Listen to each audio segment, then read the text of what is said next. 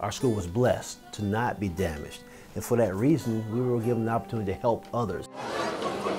There's a lot of new faces wandering the halls of Castle Hayne Elementary and Holly Shelter Middle School these days. That's because everyone from College Park is now calling this their temporary home.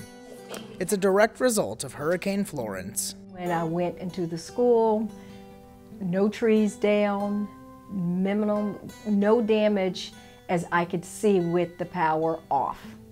The following day on Tuesday, when I went in with flashlights, we did notice that in the multi-purpose room, the rug was soaked.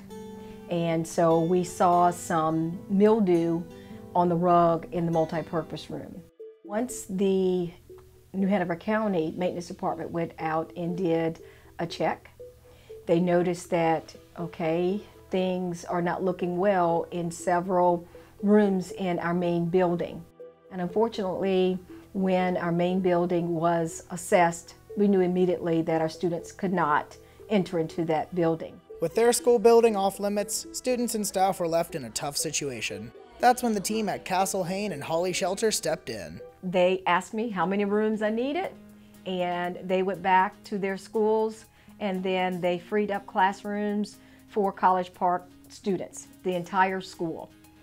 And Castle Hayne doubled up classes to open up classroom space for my teachers, so their teachers are now team teaching as well as my teachers. We were both really excited about combining classes together, and we were also excited that our school is so welcoming and big enough for another school. For, you know.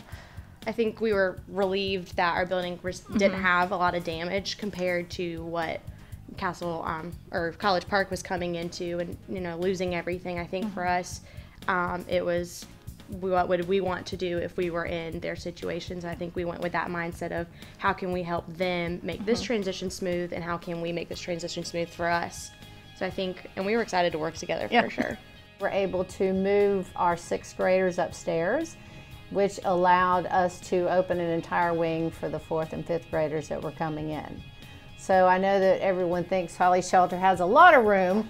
We're fortunate that it's a beautiful building, but we did have a couple of rooms that we were able to take away from some teachers to consolidate all the kids. Miss Madison says they're extremely grateful so many folks have come together to lend them a hand. Being here together in one place where we can reach out to each other is very important, and we're very grateful to be able to do that. Over at Holly Shelter, Miss Kiker says they've even noticed some changes in the students since the move took place. The 4th and 5th graders, their principals and teachers say, gosh, the kids are acting so mature. The 6th graders moving upstairs with the 7th graders, they're acting more mature. So, you know, this is kind of a win-win right now where everyone's just sort of stepping up and they're like, ooh, well, we're with the older kids. So hopefully they'll keep that same mantra going for the school year so that we can really focus on that instruction. Focusing on instruction, but also coming together to help one another in a time of need. That's what Kiker hopes students take away from this experience. I think it's bringing people back to a little bit of remembering why we're doing this in the first place. You know, that feeling of family and bringing everyone together. We're now lovingly calling ourselves Holly Castle Park. And, you know, I think bringing everyone together has been a good thing.